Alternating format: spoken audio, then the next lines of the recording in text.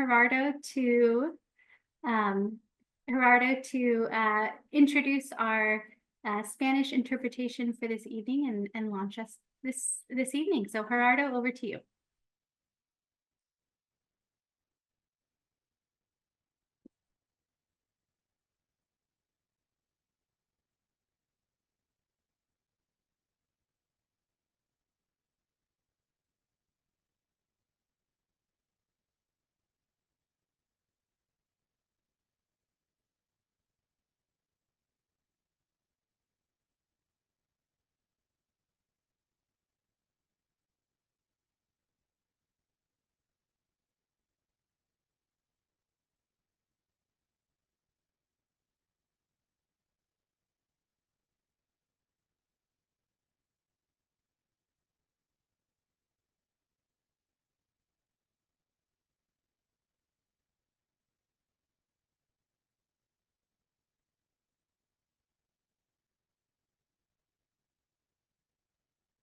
So Gerardo, I'm going to pause really quick because I think you're not in the English channel as well. So I'd like to invite you to go into the English channel so we can hear in this channel and then in the Spanish channel. And then I'm going to bring up the results of the poll and see who's joined us this evening.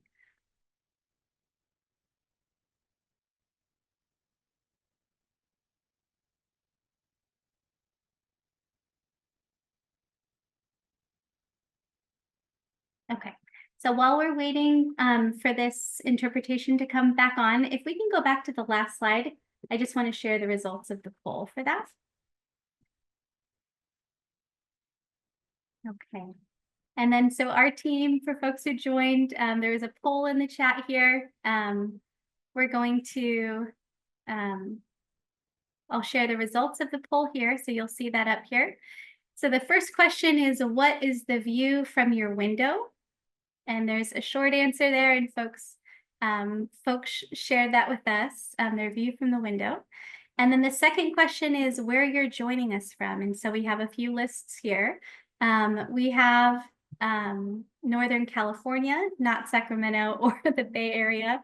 And then we have San Francisco or the Bay Area. We have Sacramento area, Central California, San Joaquin Valley, Central Coast, Southern California Desert District, and outside of California. And it looks like we have folks who have joined us from across the state, quite a few folks from Southern California, from Sacramento, and San Francisco Bay Area. One thing you'll also note on your screen is that we are going to be using a whiteboard later today. And so folks are going to be able to use the whiteboard. And so I would just let folks know that you might have that ability now, but to not use it during this initial kickoff meeting. And we'll have breakout groups later where we'll be using that whiteboard. So I'm going to share the results of this poll here. Okay, so folks should be able to see where folks are joining us from this evening. Okay, so I'm going to move us on to our interpretation, which we moved to a little earlier. So if we can head to the next slide. And Gerardo, I want to introduce you into the main channel just to share how we'll be doing interpretation this evening. Gerardo, over to you.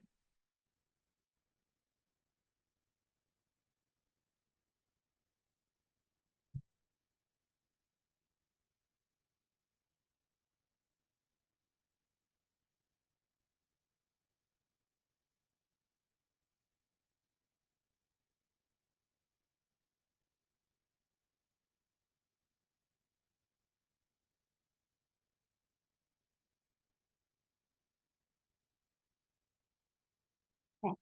So as a reminder for folks to be able to hear the interpretation, just click into the English channel. So you'll click on the More button at the bottom of the screen and click on Interpretation and choose English or Spanish. So I'm clicking on my screen, I'll click into English, and then we'll have folks click into English or Spanish. And then once you're in the channel, I believe you'll be able to hear. I personally wasn't hearing anything on that end, so just want to do a quick check with folks.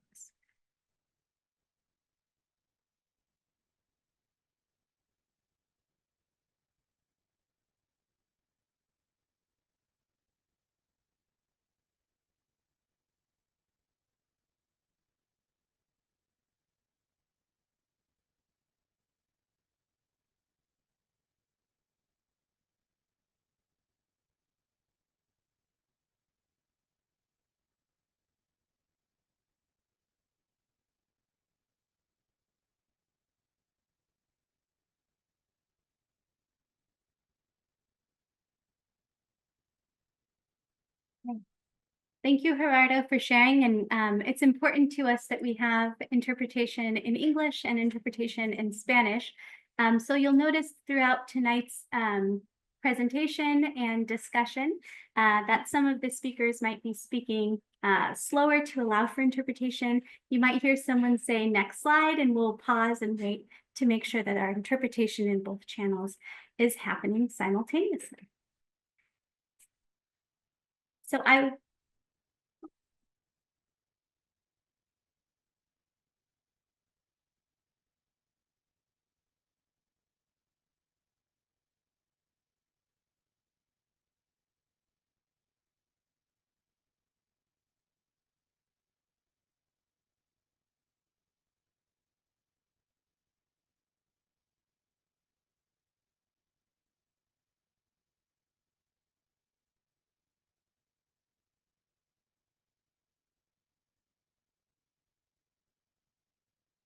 okay, so I'm going to have us go to the next slide.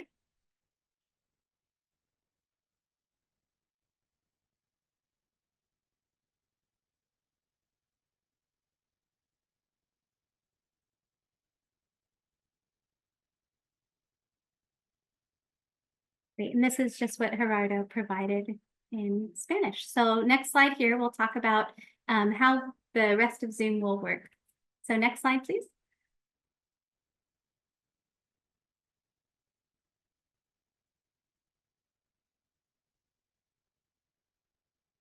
Okay. So at the bottom of your Zoom screen, for folks who have been using Zoom for the last few years, we're going to have a very similar template to what you might have had in previous meetings. You have the mute and unmute button. You can turn on and off your video. You can view the participants and who's joined us today. And as you're doing this, I would welcome folks to change your name and affiliation, just so we can see what your affiliation is, and folks can see who else has joined us in the room this evening. You can also use the chat window to send comments and questions to speakers.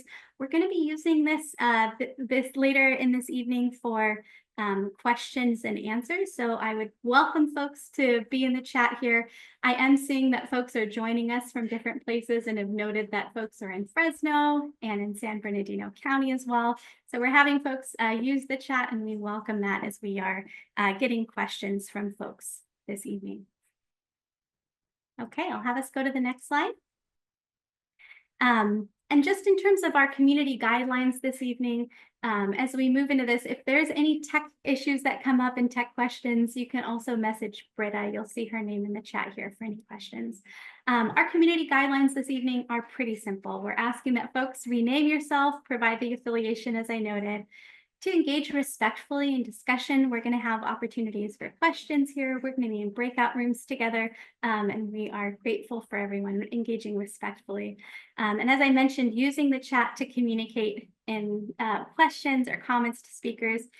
We're going to pause a few times for questions. We're going to do our best to answer questions in the chat and questions as they come up later. But just as you know, if we're not able to answer your questions, it'll be forwarded to the SMMI project team. And as you've seen just at the beginning of this meeting, we're doing interpretation in English and in Spanish. And so there might be a slight delay that happens, and we are appreciative of your patience in that and understanding as we want to make sure that we're providing providing the opportunity for that interpretation to happen and for our Spanish interpreters to complete a slide before we go on to the next slide. I'll have us go to the next slide here.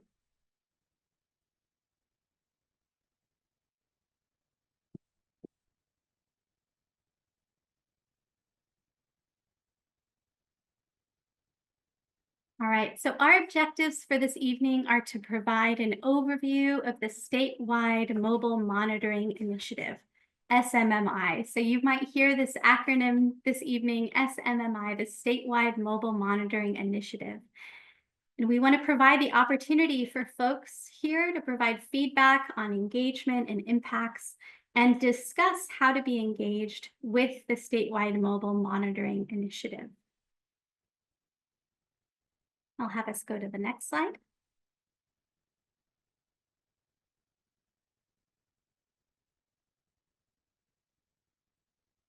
Our agenda today began with just the introductions at the beginning with an overview of the platform and interpretation, and we're going to start with opening remarks from CARB. We're then going to move on to an overview of the statewide mobile monitoring initiative from CARB and ACLIMA. And we're going to spend a bulk of our evening tonight in a participant feedback session. We'll have breakout groups and a whiteboard, as folks saw before, and then links to engagement opportunities. And we'll close the meeting with our next steps. Just as we're here tonight in our agenda, you'll note that we are recording the meeting during this larger session here with our opening remarks and overview of the SMMI. When we go into the breakout groups, there will not be, those groups will not be recorded, but we will be capturing input through the whiteboard. So just to share with folks, the beginning of this will be recorded, but the breakout groups will not be recorded. During the comment portion of tonight's meeting too, we will have the opportunity for phone participants to dial *9 to raise their hand. So you can just note that as we go throughout the evening if there are questions that come up. And I'll reiterate this as we get to the Q&A section of tonight's meeting as well. Okay, on our next slide, we just have a pause for any clarifying questions about the agenda or overall structure.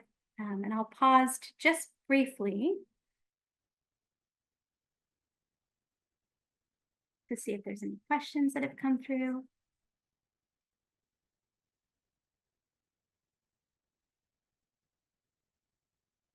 And I did see just a couple notes in the chat. There's a question of if you're seeing a Spanish slide or English slide, and then someone we have just in the bottom of the screen in the chat here that you can click on English presentation or presentación en español at the top of your screen. And so you can choose and toggle between which presentation as well.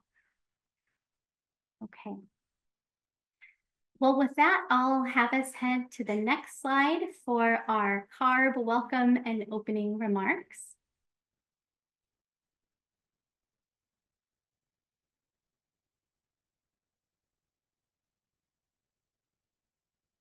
And I'd like to introduce Chanel Fletcher, the Deputy Executive Officer of Equity, Communities, and Environmental Justice. Chanel, over to you.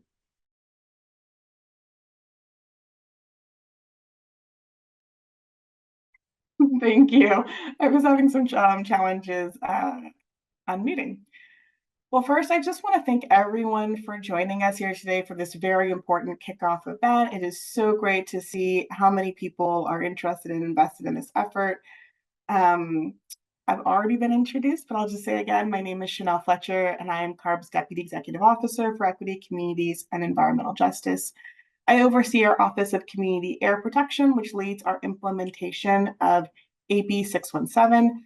I also oversee our environmental justice, equity, and community work at CARB. So I'm happy to be here with all of you for this kickoff of the statewide mobile monitoring initiative. This effort is led by CARB's Monitoring and Laboratory Division, which is under my colleague, Deputy Executive Officer Edie Chang. We are proud that this statewide mobile monitoring initiative is the first of its kind and will expand our efforts to better understand air quality in dozens of communities. For those who may not know, CARB awarded a $27 million contract to ACLIMA. ACLIMA is a California public benefit corporation that specializes in hyperlocal air quality mapping and analysis. Through this initiative, CARB will work with ACLIMA and its partners to develop community air monitoring plans that measure air pollutants using vehicles equipped with specialized air quality devices. These devices map the air pollution along public roads. As the deputy over the Office of Community Air Protection Program, it's been really exciting to see how we're applying the lessons we've learned with communities and the air districts through the implementation of AB 617. One of the most important lessons that we've learned is that success only happens when efforts are grounded in local community knowledge. We must trust communities to tell us where the problems are, when they are occurring, as well as other vital details so we can use the most appropriate air quality measurement tools to understand the air pollution nearby where people live, work, and play. This initiative that we're kicking off this evening will build upon this key lesson by incorporating elements such as the Project Expert Group. This is a group that will be made up of at least 50% of residents of communities impacted by poor air quality. Members of this Project Expert Group will be compensated. We are coordinating this effort in the Office of Community Air Protection's consistently nominated communities. For those that don't know, those are 64 communities that have been consistently nominated for the program, but have been formally designated as a 617 community. Implementing the mobile monitoring initiative in these communities aligns with our commitment to bring new resources to communities that face a cumulative exposure burden due to poor air quality. The consistently nominated communities are honestly only the starting point for selecting potential across the state. More specific monitoring locations for the statewide mobile monitoring initiative will be chosen through a collaborative community engagement process. Later in today's discussion, we'll share more opportunities for you to engage with us to inform how the monitoring initiative gets implemented. I really do want to emphasize how important our relationships, our partnerships, and our collaboration is with all of you, especially as it relates to addressing the air quality challenges we face. I really do hope that each person comes away with information on how you can get involved, whether it's filling out a survey on your community's air quality concerns or applying to serve as a member of the Project Expert Group, or even to be a regional co-lead. With that, I will turn it back to Jenna, and thank you so much. Thank you so much, Chanel, for providing those opening remarks. I'm going to turn now to Katie George, the Staff Air Pollution Special Monitoring and Laboratory Division with CARB. And Katie will introduce other presenters this evening as well. So Katie, over to you.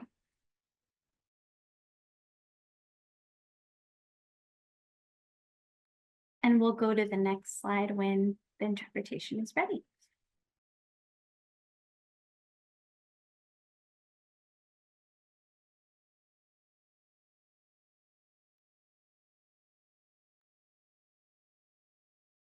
Katie, I'm going to see, I think you might be having trouble unmuting yourself, so we'll invite you to unmute here and see if that fixes it. Okay, yeah, got it now. Great. Hi, everyone. I am Katie George from the Monitoring and Laboratory Division at CARB, and I'm one of the staff dedicated to the statewide mobile monitoring initiative. I'll be kicking off the presentation today to provide information on the project background. Next slide, whenever we're ready.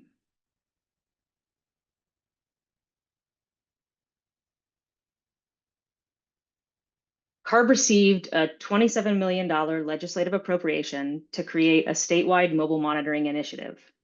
We awarded ACLMA a $26.88 million contract to carry out this initiative following a competitive selection process. Next slide.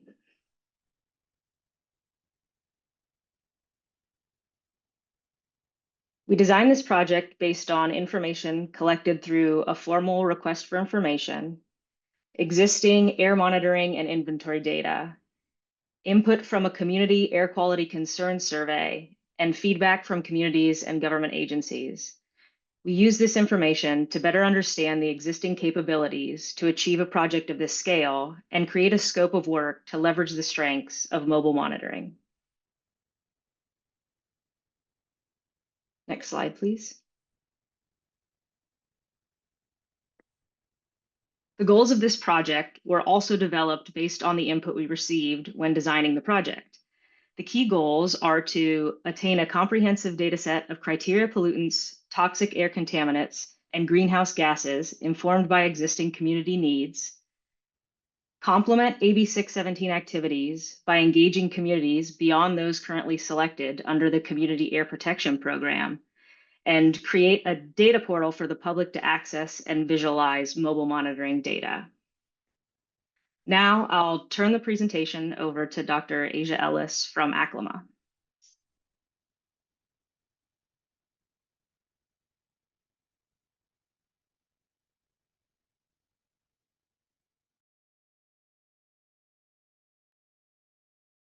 Hello. So I am Dr. Asia Ellis. I'm an atmospheric scientist with ACLIMA, and we are a mobile air quality monitoring company founded and based in California. I'd like to share an overview of the project and the SMMI timeline for the next 2 years. And that really starts today with the public kickoff meeting, and that would be September 17th. We are really focusing this first phase of the project on community engagement. Community engagement is foundational to the development of the community air monitoring plans, or the CAMPs, which will ultimately determine where the monitoring occurs. So you can see the first number of months, the project expert group recruitment occurs. Then there's also the community engagement planning that then ends up in the community air monitoring plan development. And then finally, ultimately, and the exciting part is really the mobile monitoring starts next year. And the project will wrap up with public-facing visualizations, a final report, and publicly available and accessible data sets.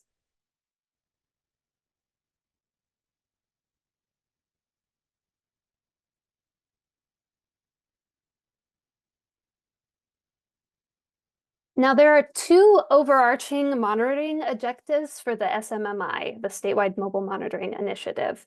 The first is source screening to identify or confirm the presence of emissions sources. And the second is to identify locations that may be disproportionately impacted by specific pollutants or sources. As part of the community engagement process, we're really looking to incorporate additional objectives as identified and prioritized by community members.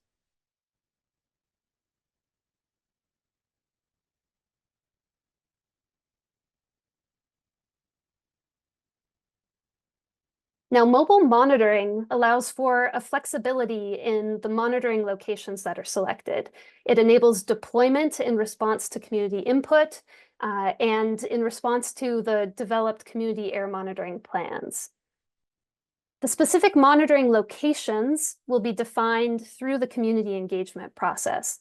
But the starting point for this process will be the 64 communities that have been consistently nominated for the AB 617 Community Air Protection Program. You'll see that on the map in the middle of this slide.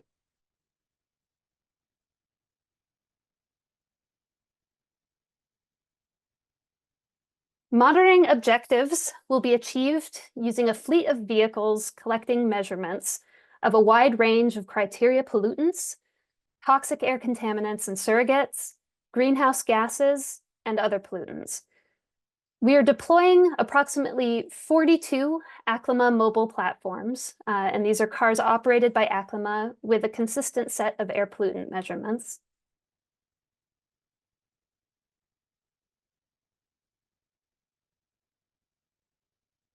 And there will also be 3 partner mobile laboratories.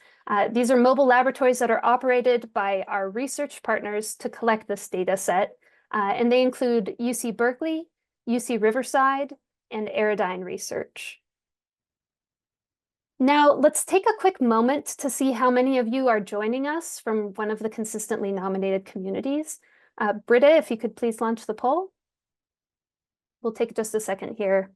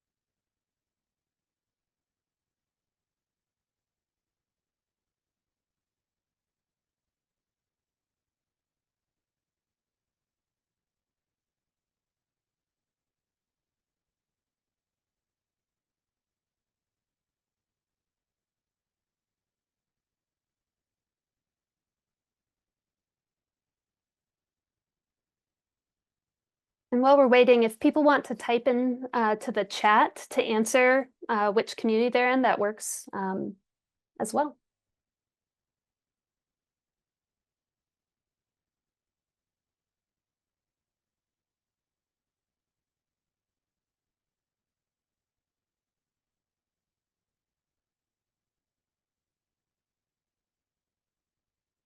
Okay, and the results should be visible now for consistently nominated communities.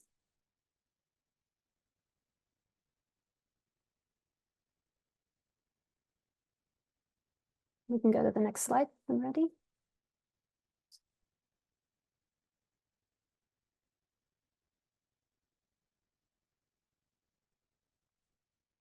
So the mapping strategy is a two-pronged approach, the overall mapping strategy for pollution.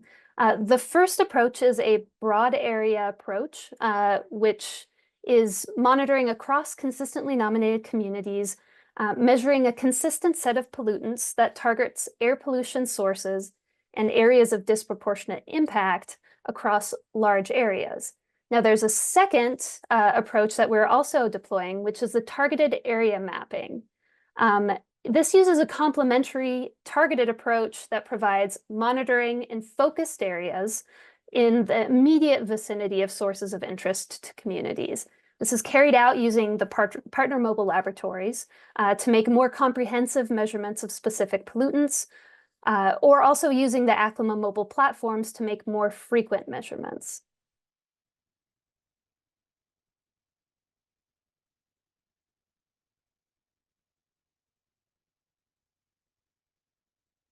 So this slide has air pollution sources, air pollutant types that CARB has identified for SMMI that can be characterized with the platforms that we are using in this initiative. I'll take just a second here if you want to look through some of them, but I'll also have some slides coming up that contains a few examples of sources that we may be monitoring, as well as a list of key pollutants associated with each source type. So just a second longer, and then we can go to the next slide.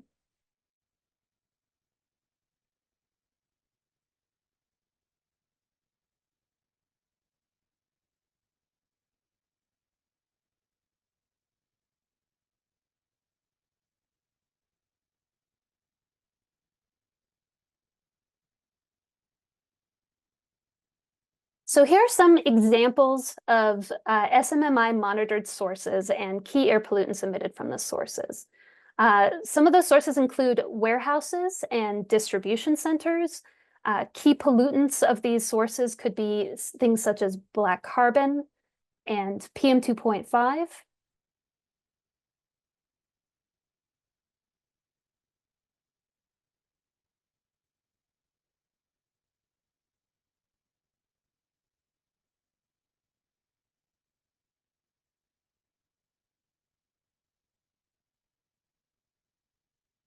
There's also metalworking industries.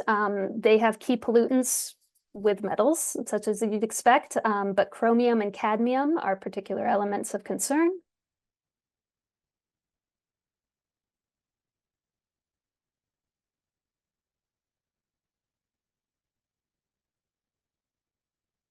Oil and gas operations, which may include sources such as refineries, wells, distribution systems, and retail gasoline stations. Key pollutants from oil and gas operations can include benzene, toluene, ethylbenzene, and xylene, sometimes collectively known as BTEX.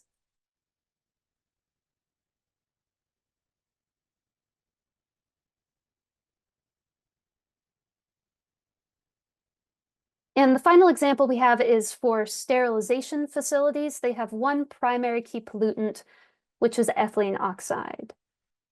So now we've talked about a number of different types of air pollution sources that are relevant to the SMMI. We'd love to hear from you about your concerns. This is just one of many opportunities over the course of this evening to talk about them. Britta, if you could please launch the poll.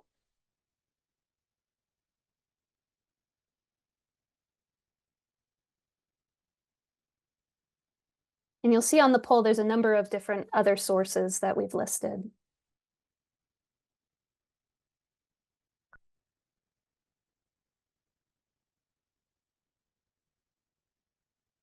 We'll give everybody just a moment to answer the poll, and then we'll look at the results.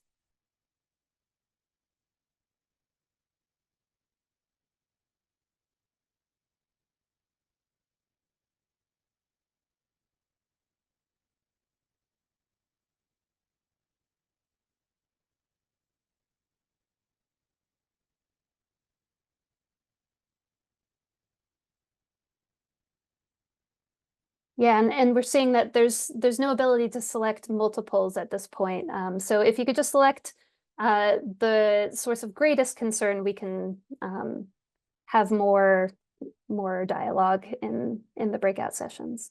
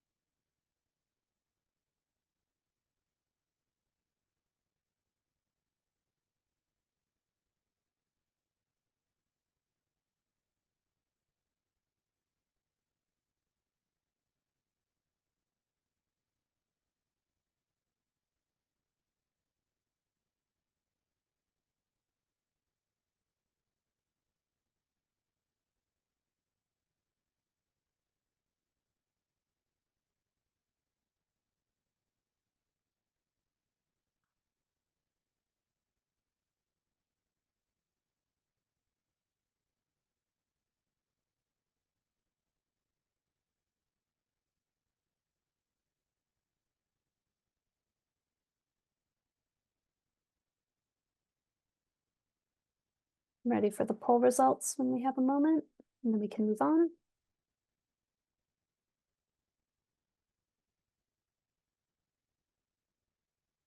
Okay, it should have popped up on everyone's screen.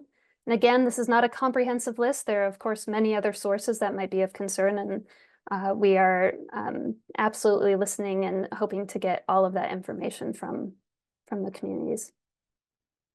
Okay, we'll go to the next slide.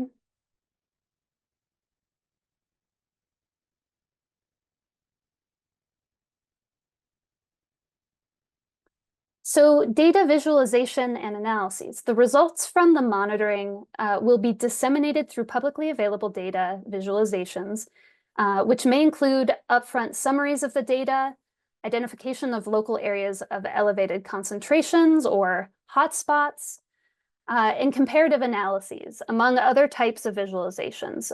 Community input will directly inform the types of analyses and visualizations that will be provided. The underlying data for these visualizations will also be publicly available for custom use cases by communities or by researchers.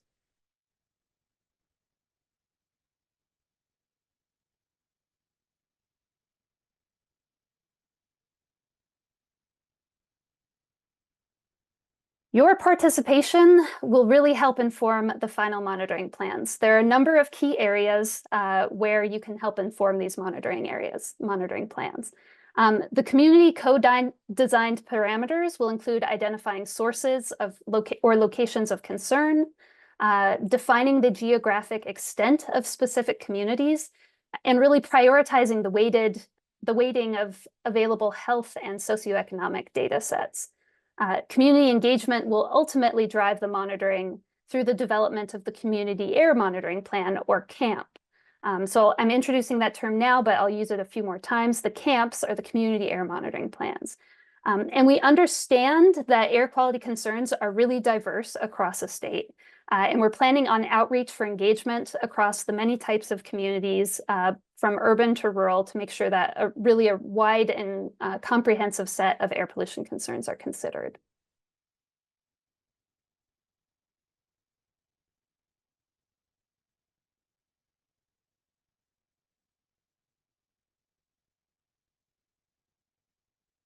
Community engagement is front and center to the success of the SMMI. The structure of our community engagement approach is outlined here. The project members include ACLMA and its subcontractor, Kearns and West. We will consult directly with a project expert group, and the members will be comprised of at least 50% direct representatives from the monitored communities. There will be additional community roles, including paid positions such as drivers and opportunities for local support with community engagement. The project team will work together to provide the following project deliverables: the community engagement plan, the identification of community concerns, community air monitoring plans, and ultimately the mobile air quality monitoring and associated data sets. Now, CARB's role throughout all of this is to provide input, oversight, and review of all aspects of the initiative.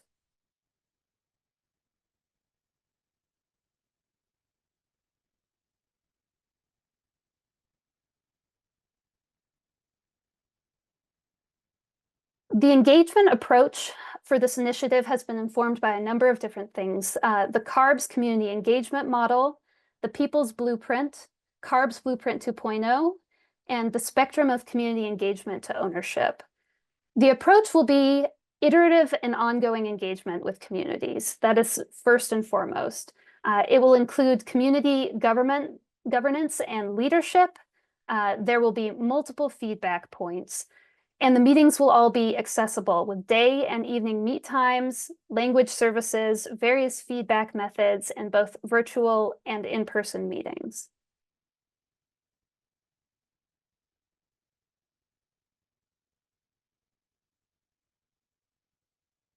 One way to directly participate in the community engagement process is to be a member of the Project Expert Group, or PEG. Experts will be recruited from across the state to inform and guide the SMMI. These experts will include representation from technical experts from academia and research, community experts, government agencies, Native American tribes, local industry, and youth movement leaders. The PEG will have at least 50% of its members directly representing the consistently nominated communities. Now, what does the PEG do? They will serve as advisors for the SMMI in key areas, supporting community engagement, development of the community engagement plan, and prioritization of monitoring to address community concerns. They will participate in approximately 8 PEG meetings over the 2-year project, and members will be compensated for serving on the project expert group.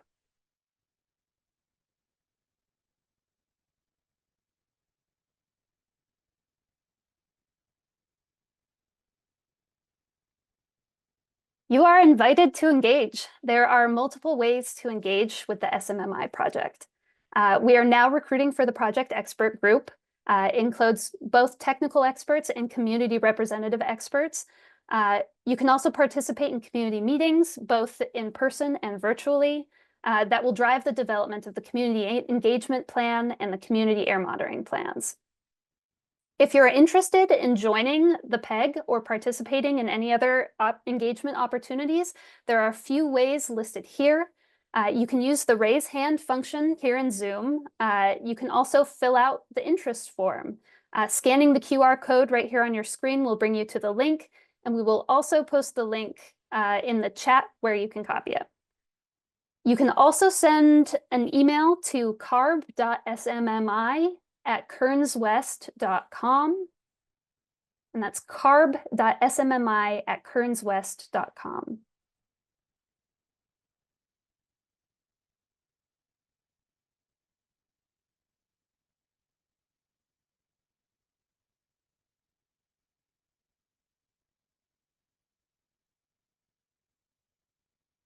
And something that you can do right now is to take the community air survey, which we will pull up now to walk you through the survey. I encourage you to follow this link and fill it out with me. You can also scan this QR code.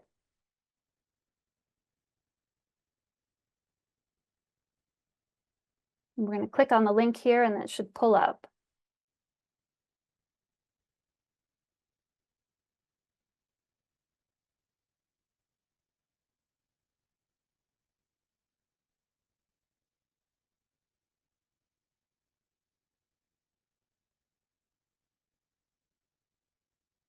I'm not seeing the link pop up. Oop. Okay, let me reshare so you can see the link. Okay.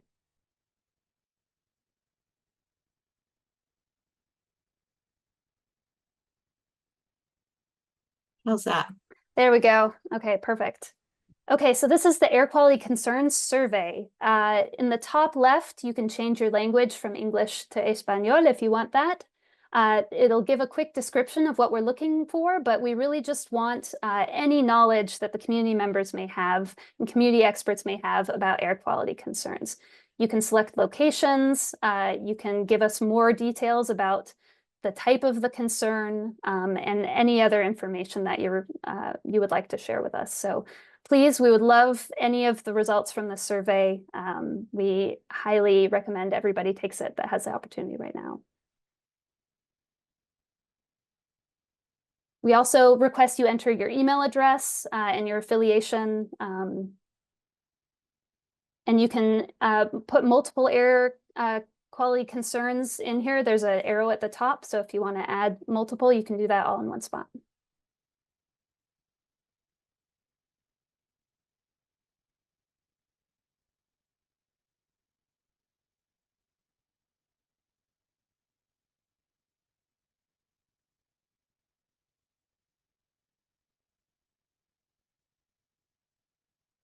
Okay, we can go back to the slides when ready.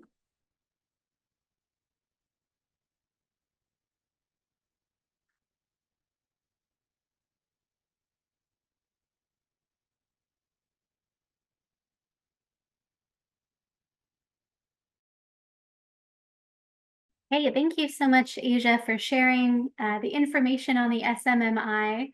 I'm going to spotlight myself here so folks can see me talking and take Asia's spotlight off. I know it's tough when you're watching someone who's not speaking, but I do want to pause to see if there's any clarifying questions that folks have on the information that Asia and Katie just shared. I did see that there were a couple of questions that came in from the chat earlier. And so I'm going to go through the order that we saw here. I'm actually going to take my spotlight off so we can see folks from CARB who might be answering those questions too. So I'm going to go just through a couple of the questions that came in from Zoom. We'll spend a few minutes here. If we don't get to your question, we're going to aim to get to all the questions we can. If we don't get to your question, or it might be unrelated to the topic of conversation tonight, just note that CARB and the SMMI project team have those questions, and that we're grateful for those coming in. So I'm going to start with a question on location. So there's a question here, David, that I'll direct to you. And the question is, if I'm on the Central Coast, it looks like we are not part of your program. Is that a true statement? So David, if you are able to answer the question on just the locations that we're looking at and what the Central Coast looks like for this program.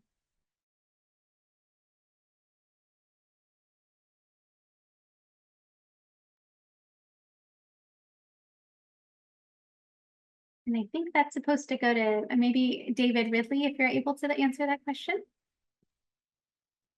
Yeah, thanks, Jenna. Hi, so yeah, I'm David Ridley in the Monitoring and Laboratory Division of CARB. And so yeah, that is a true statement, Brom. The areas that we're focusing on as part of this project are based on the consistently nominated AB 617 communities list. And that was built from Air District and community-based organization recommendations and community self-nominations since 2018 when the Community Air Protection Program began. So the extent of these particular regions, the monitoring areas, is still to be determined, and that's going to be done collaboratively with the project expert group and through community engagement. So in the community concern survey, we really want folks to sign up to be part of that project expert group or to help out with this project. I'll just point out that while this initiative might not be active in your area, there are other options for monitoring. So as a couple of examples, we've just recently announced the CARB Cycle 5 Community Air Grant. So there's a request for applications there, 16 million available for community air grants, up to $500,000 each. And so we'll drop a link in the chat to that. Applications for that are due November 1st. So that's kind of good timing right now. And then also CARB has supplemental environmental projects, and those policies allow for community-based projects to be funded from a portion of penalties that are received during settlements and enforcement actions. So that's another route to getting community-based monitoring and projects within your area. So we'll also share a link for that in the chat as well. So I hope that helps. Great, thank you, David, for sharing. I do want to note for our phone call-in users, we are responding to any clarifying questions on the presentation that was provided. If you do have a clarifying question, you can dial *9. We have about 120 people on the call today. Okay, another question that came in here. AB 617 has repeatedly named pesticide pollution as a key source of concern. So there was a slide a few slides back on the key sources of concern, and the question is, why are agricultural fields not included? So there's a question on key sources of concern. I think I'm going to start with Brian and then see if others who want to follow up. So Brian, I'll turn to you on those on pesticide pollution and agricultural fields. Oh, hi, everyone. This is Brian with CARB. I think that actually that could be a source that is included on that list and it's just not included. And a lot of the monitoring does depend, and Dave can totally clarify, on the types of monitoring equipment we have to pick up different types of compounds as well. But I think agricultural fields are definitely a source of concern that is in play for this project. Yeah. Thank you, Brian. And then I think, is there anyone else with a follow-up to what Brian noted here?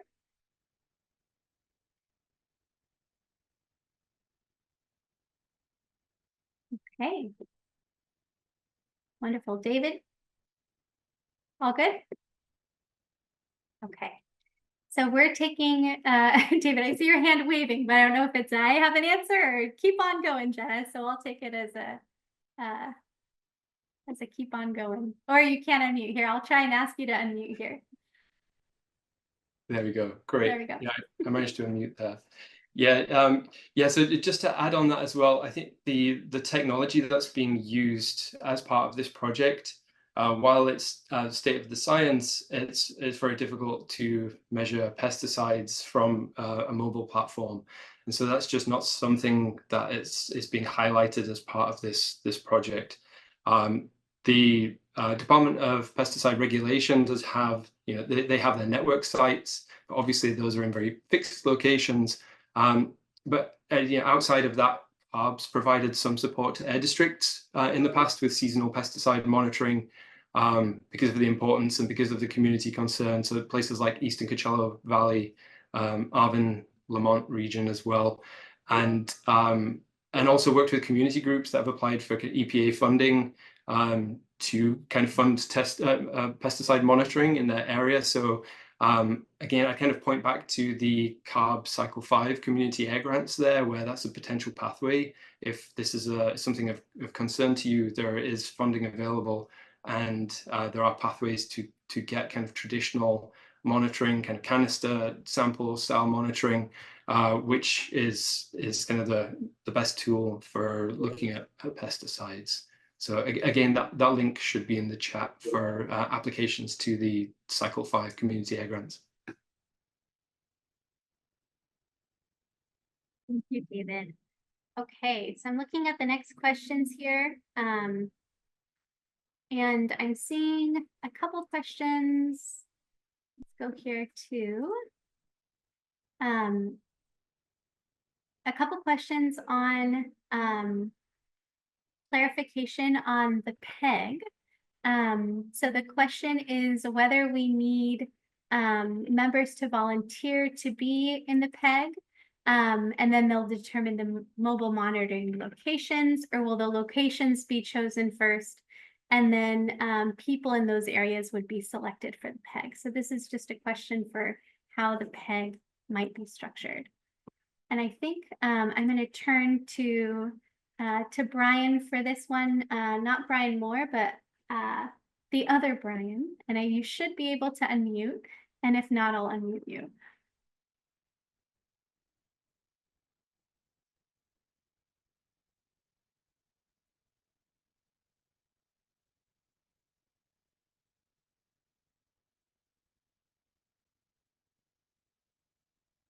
So Can you hear Brian, me? can you? Okay, Yeah, we yes, can I'm hear you. unmuted. There you go.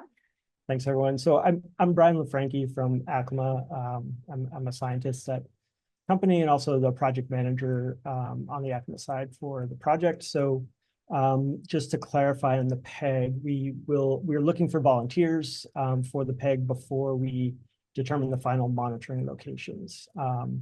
The 64 consistently nominated communities are going to be the starting points for that monitoring, and each of those communities will get at least some monitoring, but the exact way that the resources are distributed across those communities and the exact geometries that will receive some monitoring is going to be informed by the community engagement process with guidance from the project expert group. So that's the order of operations.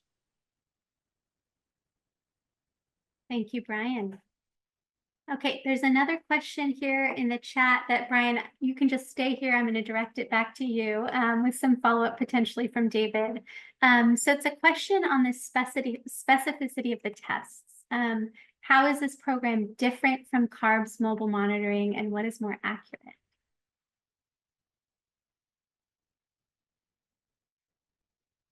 I think the monitoring team and then David.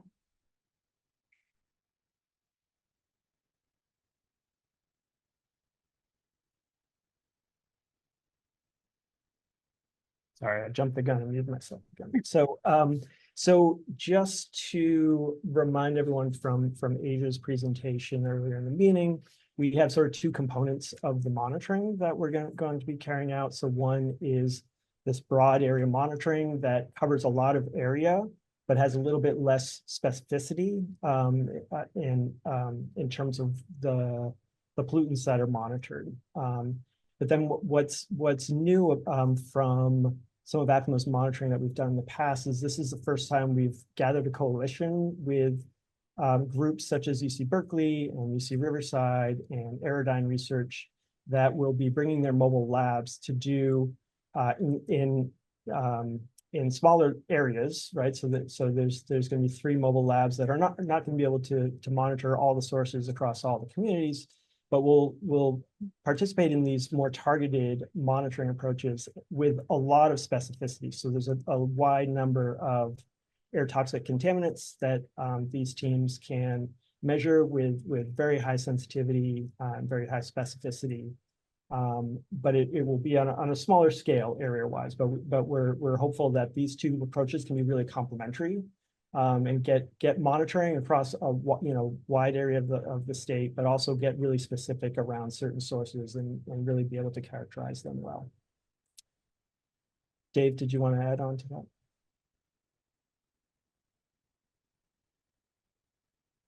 Thanks, Brian. Yeah, and thanks for the question, Charles. So yeah, just to add on to that, and thinking about something like the mobile monitoring that's going on as part of the study of neighborhood air near petroleum sources. The platforms have different equipment in them, but it's kind of similar technologies, especially to the partner mobile labs. And so really, there's not really a question of which is more accurate there. These are just kind of different technologies, different tools that will be deployed depending on the needs that are based on kind of the engagement with communities, what the project expert group decides are priorities and concerns in terms of pollutants of concern, sources of concern. So that will kind of dictate what kind of resources, what kind of instruments are used to monitor in those areas. So I hope that answers your question. Thanks, Charles.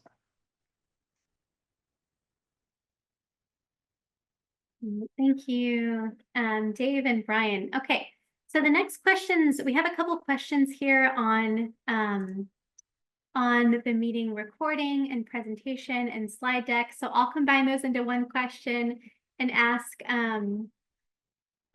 will the slide deck be available after the Zoom has ended? And then will there be a presentation and recording of this as well? So David, I'll turn to you for that.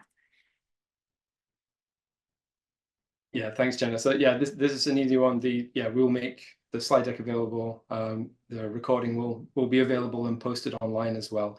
And then the community concerns that we receive are all being kind of folded together, and that will be made public also. Thank you. As David. I should say, as part of the project. So not straight after this meeting, because we're still going to be collecting that. And so if you can share that with as many people as possible, we're going to continue collecting that community concern survey throughout the project. But that information is going to be very key to decisions that are made in terms of what the project expert group and community members decide, and CARB and Acclima and our partners, kind of how we want to proceed and how those community air monitoring plans are developed. So yeah, please continue to use that and share that. Great, thank you very much, Dave. There was a note in here in Spanish that we need to get more young people involved. And I did want to note that the PEG is planning to include youth leaders from California coalitions as well. So that is a good note, and thank you for adding that into the chat here. Okay, I'm going to give us time for a couple more questions. I do want us to get to the breakout groups, and so I'm going to try and get through the next few here. There's a lot of rich questions happening in the chat here. So there's a couple questions here on funding. So the way funding, can you explain the way this funding opportunity is related or not to CARB's 5 CAGs? So I think I'm going to turn to Brian Moore for the answer to that question. Cool. Thanks, Jenna. Yeah, and this is Brian from CARB. I actually just responded in the chat as well with some info on the community air grants, but the community air grants are direct from CARB to community-based organizations, grants to support technical projects as well as like capacity building. And those technical projects can include community air monitoring. So it is a totally separate funding stream than SMMI. So they're separate, and they are not limited to consistently nominated communities. So any nonprofit California organization that's interested in capacity building around community air protection, or developing any technical projects or educational projects for communities can take advantage of that competitive grant program. So the link's in the chat too, if anybody wants to check it out, or I can also drop my email too in the chat if anybody has further questions about it. Thank you, Brian. Okay, I'm seeing another question here related to the purpose of SMMI with new mobile monitoring to have a greater capacity to identify facilities. So is one of the purposes of the statewide mobile monitoring initiative to have a greater capacity to identify facilities. And I think, Brian, I'm going to turn that over to you, and you should be unmuted. Yeah, thanks, Jenna. Thanks for that question. Yeah, I would say that's one of the primary objectives of the monitoring is to identify facilities that you know, maybe suspected sources, maybe unknown sources. I think this is one of the real advantages of mobile monitoring is the ability to take measurements over a wide area. And so you don't need to start with, you know, we think there's a source here, let's go measure. We'll be measuring over a wide area and can start to identify some facilities that may not have been identified before. Great. Thank you, Brian. Okay, and then I believe the last question here is on denominated communities. And so what are the communities that are identified, or the identified communities as part of this? And there was a map shown earlier, and so just wanted to ask, have the communities been identified, or the CN? I think the question might be related to the CNC as well. So I just want to turn that over to CARB for that question. And it might be, I see David, your hand raised here. I'll unmute you. Yeah, so yeah, thanks for the question. So those communities, you can find that kind of, it's a consistently nominated community list that we have. I think I saw that will be linked in the chat, so you can explore that on a map and you can see those. And as I said, those kind of are very kind of, they're just going to show rough locations, boundaries, scope of this monitoring around those is all to be determined as part of the project expert group and the engagement piece. And so you'll be able to see from that link those kind of the communities as kind of defined, but those kind of the boundaries around those have not been defined for this project yet. Thanks, David. And I did note that there is a link in the chat here under that question to the community maps as well for the community hub. Okay, I want to thank everyone for your questions. There are a couple that came in that were more related to some technical aspects, but I do want to note that we have those questions collected by CARB and ACLIMA. And I'm going to have us move on to the second part of our agenda today, which is our breakout groups. So I'm going to have us go to the next slide here. Wonderful. Okay, so we're going to spend some time together in breakout groups today. And we are going to divide folks randomly into breakout groups. We'll have folks from air districts in one group and CARB in one group. And then for community members and participants and others, just distributed through breakout groups. And we're going to discuss a couple questions here. Before we move on, I think our Spanish interpretation has stopped. I want to pause just so we can right size that. It might be that our interpreter is moving over. So I'm going to keep going, but I believe our interpreter is moving into this main room here. So the question is, and I think it's just important for our interpretation before we move forward, is if you need Spanish interpretation, if you can raise your hand, and if we can add this to the chat as well, for Spanish speakers using interpretation or wanting to participate in the Spanish breakout room, to raise your hand.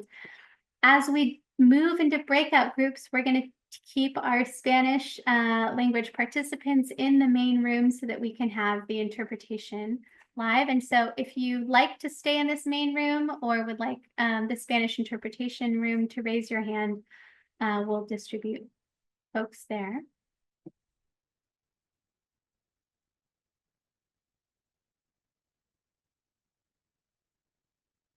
Okay, so keep your hands raised. I'll ask that again in a moment as folks are joining. I think I want to pause. Gerardo, are you in this main room, and can you provide the interpretation for folks to raise their hand if they'd like to stay in this main room?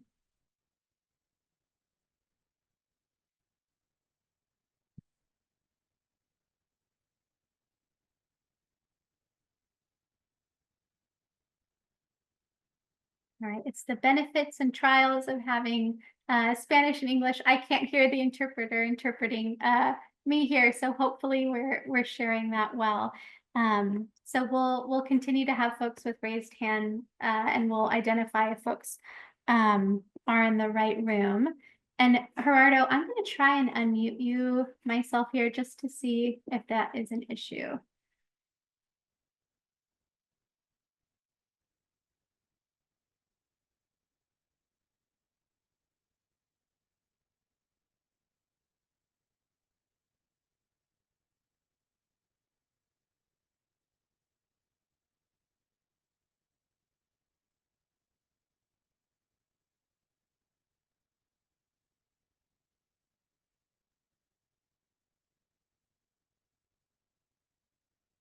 Wonderful. So we will keep folks in this room.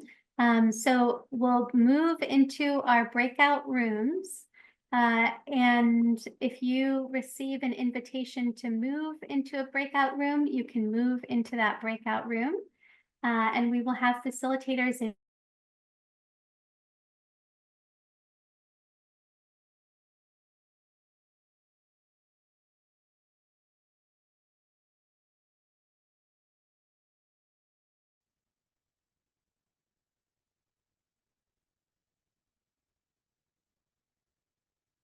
I believe we are back in session.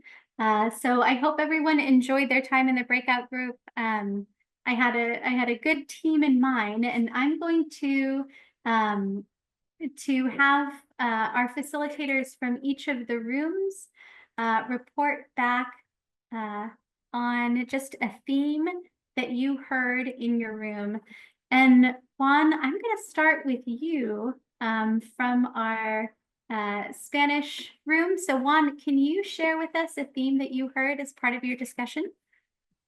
Yeah, I think the major theme was around looking into the industries that are polluting the air, lowering those pollutants, and then overall having like an impact on community health, and also providing communities with financial resources to be able to conduct the monitoring and programs that can help with overall community health and other priorities.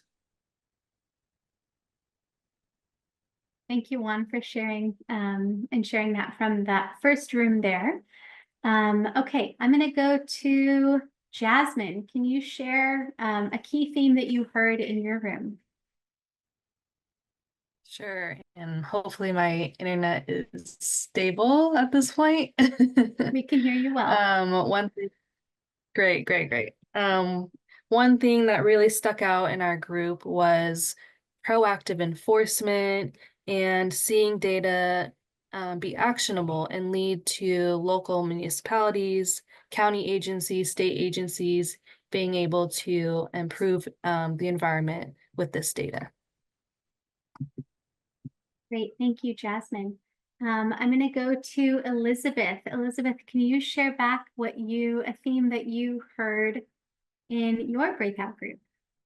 Absolutely. We had similar themes to Jasmine's group, but what kept coming to the top was accountability and transparency. Accountability and transparency with the data and the analysis of the data, and then agencies weighing in on potential pollutants and those threats. Thank you. Marlis.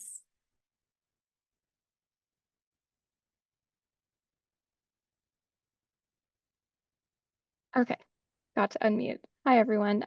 So our group focused on the first and second questions, and I think most of the discussion was around sort of the importance of hard results and seeing positive data and healthcare data in the future as proof that monitoring programs are effective, and also as a sort of there's a checks and balances with ensuring that investments are going to the right communities, and that monitoring is ensuring that polluters are being held accountable and that air emission standards are being met. And so kind of those hard results are important and have been seen by a lot of folks who are working in air quality in these communities. So they know that it works. So this monitoring program is promising for that reason. Great. Thank you, Marlis. Nicholas. Yes. Well, in my room, we had a collection of leaders from the air districts, and they encouraging to see that a lot of the highlights for them, and as far as themes, was community partnering and really making sure that there's clear roles and also authority for the community to not only be involved, but also have substantial sway over the outcomes of the program, as well as making sure that the data is directly being applied and applicable towards action to improve the areas that they're monitoring. Right. Thank you, Nicholas. The next person I see, Danielle. Thanks, Jenna. So similar to what Jasmine was reporting, the need for enforcement as a follow-up from data being collected was discussed quite a bit in our group, as well as rural communities and the needs associated with them, specifically as it relates to pesticides that are classified as toxic air contaminants. Thank you, Danielle. Brittany, your So in our group, there was a lot of discussion around data collection and what that looks like, and really wanting to make sure that there's a lot of different types of data collected that is scientifically valid, and that it is very accessible to a lot of different users, and also that just really that it's useful in identifying the sources of pollution, the hotspots, and then being able to inform solutions and policy changes. Jenna, you're on mute if you're talking. Thank you. We need one of those from me too today. I believe we have Jim. Jim? We actually did No, not. Jim. Oh, no, Jim. Okay. So I'll report back on my group. We had some similar themes that we heard reported back on others. I would say there was a discussion of the need for continuous community engagement, and that the data that is shared is accessible, that the input from communities is incorporated into outcomes, and that we have improved health outcomes as part of it. So that engagement, how that's communicated well, and then having the result being improved health outcomes as well. Okay, so I want to thank everyone for their discussion in the breakout groups. I do want to note we have just a few more moments for some questions. So if questions came up for you, we can go to the next slide here. If questions came up from folks, for folks in the breakout groups, I just want to pause to see if there's any additional questions that we can answer in the chat here. And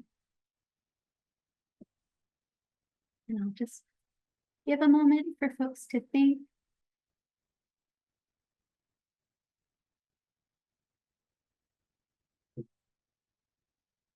I think we're taking questions in the chat here. Moses, I see your hand raised. If you're able to ask your or note your question in the chat.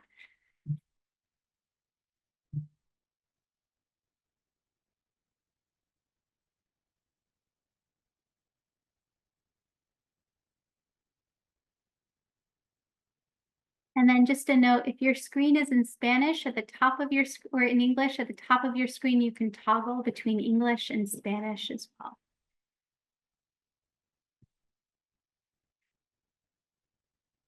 Okay, and I have a note that there, if folks put questions in the chat, make sure it goes into the chat to everyone as part of this group. A question that I see here is a question on contact information, and folks asking if there's if it's okay to share contact information for potential partnerships. So that might be a question that we follow up with afterward as well, because we want to make sure that we have permission from folks to share contact information here. There's a question here on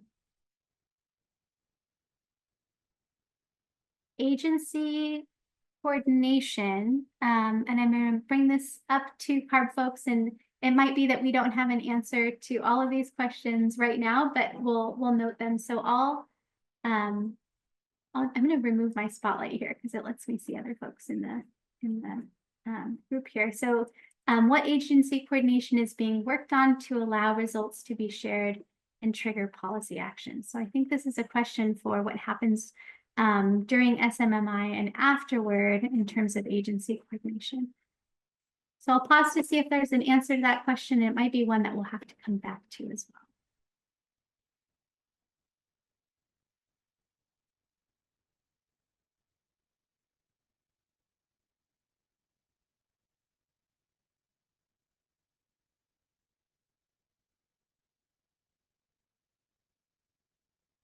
Okay, so I'm not seeing anyone from CARB raise their hand for this question.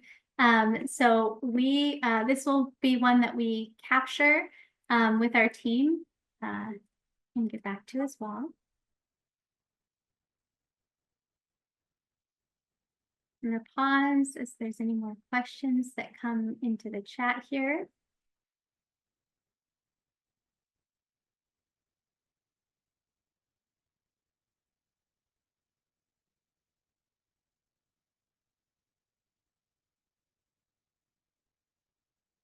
There's a question here on what will be done with data once collected.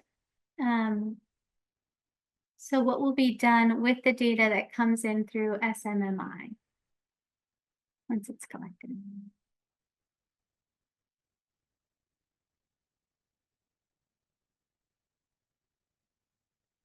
David, I'm going to unmute you here.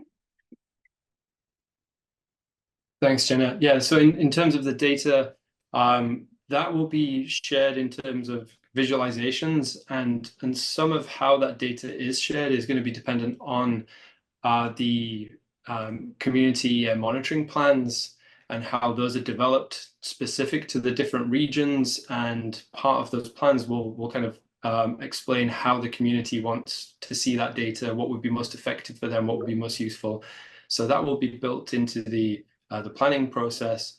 And then, as Asia said earlier as well, the data will be made publicly available to anyone. So it could be used by researchers, it could be used by other agencies, by individuals, by CBOs. So we really want this data to be used. It is primarily a data generation project. You know, we're going to be doing a lot of mobile monitoring and generating a lot of data with this. And so at the end of the project, when that data is made available, we really want, internally, we're going to be looking at it and leveraging it for our programs, and we want to make that available so that others can do that too. Thank you, David. There's a question here in the chat on FRM. So are the mobile monitors federal reference monitor listed? So FRM listed. And I think there might be a couple folks who can respond to that. Brian, I see your hand up, so I'll unmute you there. Yeah, thanks for this question. So I believe some of the instruments that are in the mobile laboratories, technically the instruments themselves would be either FRM or possibly FEM. And CARB can chime in here, but one of the key things to understand is operating them in a mobile platform means that FRM or FEM designation doesn't exactly apply, but some of the instrumentation used for this project, if it was in a stationary monitor used by a regulatory agency, would be considered FEM or FRM.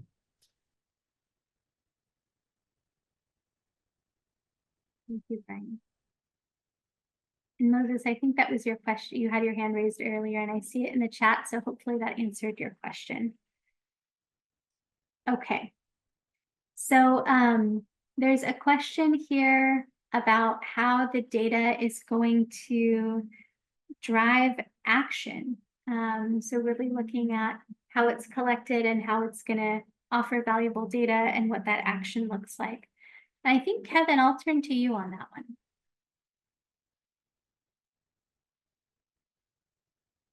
I think the question in the chat was what agency coordination is being worked on to allow these results to be shared and trigger policy actions. And I think first of all, that's why it's really important for us to make sure that we have a project expert group that's comprised of folks in, sorry, my dog is trying to get attention from me right now, trying to, a project expert group that is comprised of members of local government and then also from EJ community, so that there is accountability and transparency in these results. And then ultimately we're targeting the resources in areas where community has most concerns and where we can have a high probability of being able to get meaningful data. And so I think there will be extensive community engagement. There will be coordination with the local air districts, and this data will be also shared out. And through that process, we're confident that many of these different monitoring results will lead to follow-up action, as we've seen through different community air monitoring plans that can be really important for helping to characterize, understand problems, and ultimately better understand the pathways for addressing them as well. Thank you, Kevin.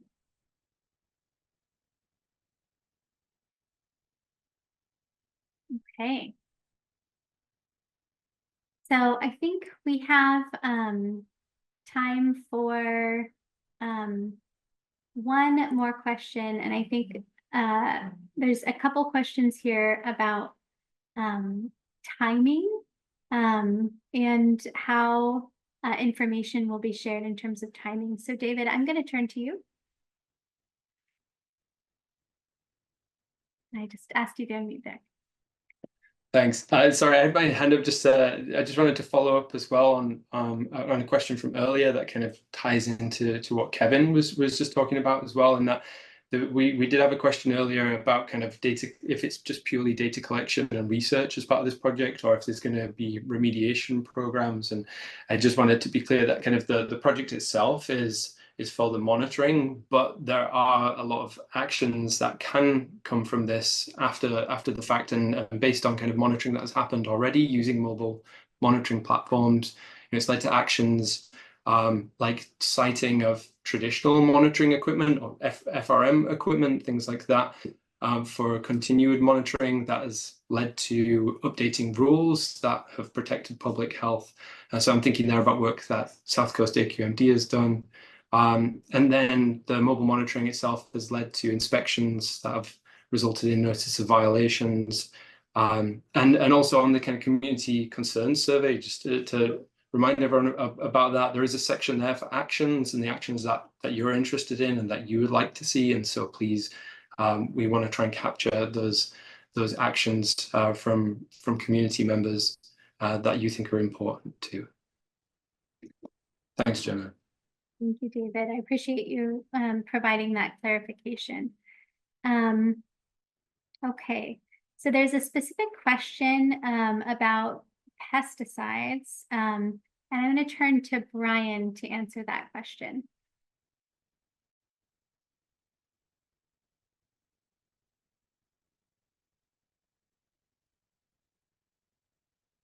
Okay, thanks, Jenna. So there was a question, I believe, on a specific pollutant, 1,3-dichloropropene. So that's something I'll have to follow up with our collaborators on, whether that's something that's possible, but we'll try to make that information available. I would suggest in the air survey form, there is a place where you can add specific pollutants that you're concerned about if it's not in the drop-down list. So please add that there. This is the type of information that we hope to collect as part of the community engagement process, so that we can inform how we optimize the measurement platform and where we monitor. So thanks for that. Thank you, Brian. And thank you everyone for the questions that you've asked here. I'm going to move us on to our closing this evening, and I'll have us go to the next slide.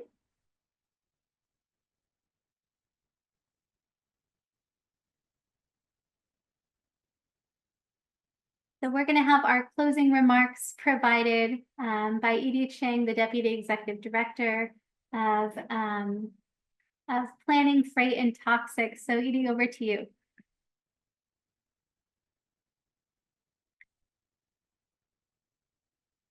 And you should be unmuted. Thank you so much. So I am Edie Chang. I'm a Deputy Executive Officer here and oversee our air quality planning, our air monitoring, and freight regulations. And I want to thank all of you for taking time out of your busy evening to spend some time learning about this project and giving us your thoughts about what we should focus on and what's important to you. We have a very extensive air monitoring network in California, and we've been adding to that with community-led monitoring networks. Many of you are involved in those kinds of community-led efforts. The mobile monitoring is a useful tool to help us fill in some of the spatial gaps and support more in-depth community-focused monitoring. I'm really glad we had such a great turnout tonight, and encourage you to apply to be on the project expert group. You've heard a little bit about how important that group is to help us develop the air monitoring plan. And then I also want to really encourage, we've heard a lot here today, tried to put things, have things in the chat so that we have written records of them, but it's really good for you to also put them in writing. And so we're all encouraging you to fill out the air quality concerns survey, share it with other folks in your community or other communities, because we heard you loud and clear tonight, but it's also good to have it in writing for all of us. We expect this project to generate a rich data set that we can share with the public. And I want to encourage everyone to think about how we can translate that information into something that we can act on and to share your ideas with us. In closing, I want to thank the many, many folks who've gotten us to this point on this initiative. The air districts provided their knowledge and input. Community leaders shared their experiences, both in their communities and with mobile monitoring in their communities. And we have many partners in academia, within CARB and other government agencies, and of course, our partners at ACLIMA. We look forward to continued collaboration with all of you. It's going to be essential for us as we follow up with monitoring and the actions that are going to result from this initiative. We look forward to the great results that this initiative is going to deliver through engagement, science, and experience, paving the way for actions to improve air quality. So thank you all again, and back to Jenna. Great. Thank you so much, Edie, for providing those closing remarks. I want to close us out with some next steps. And these were highlighted earlier this evening, but I'm going to bring that slide back on the screen. So our next steps are to join the project expert group, as Edie just noted, and in the chat here, the members will be announced later this fall. And so the link to that interest form is in the chat. You can also use the thumbs up emoji, or just let us know here if it's something that you'd like to do to join the project expert group. We'll make sure we follow up to you, but you can fill out that interest form in the chat or send an email to carb.smmi@kearnswest.com. And I see a thumbs up here for our team, just to note. There's someone who noted that, and so thumbs up. You can also participate in community meetings in person, virtually. Those are going to drive the development of the community engagement plan and the community air monitoring plan, and the dates and locations of those will be announced. We talked about the importance of the community air survey. The link to that is in the chat as well. We encourage you to share that with your communities, and just so we can get some strong input and strong written input on that as well. There's the website. The link to that website will be in the chat as well. And then any questions or comments on tonight's kickoff meeting, or additional questions that you have that you want to make sure CARB and ACLIMA see as well, you can email bromans@kearnswest.com for more information. Again, we want to thank everyone for spending your evening with us to learn more about this, and then to share the insights from you, from yourselves and your communities. I am so appreciative of the rich discussion and conversation we were able to have about this. And we are looking forward to that continued engagement to take place over the course of this initiative. So again, thank you all for joining us this evening, and you will be hearing from us soon, and we're looking forward to hearing from you all soon as well. Thank you, and we will talk to you later. With that, I'll close us for this evening.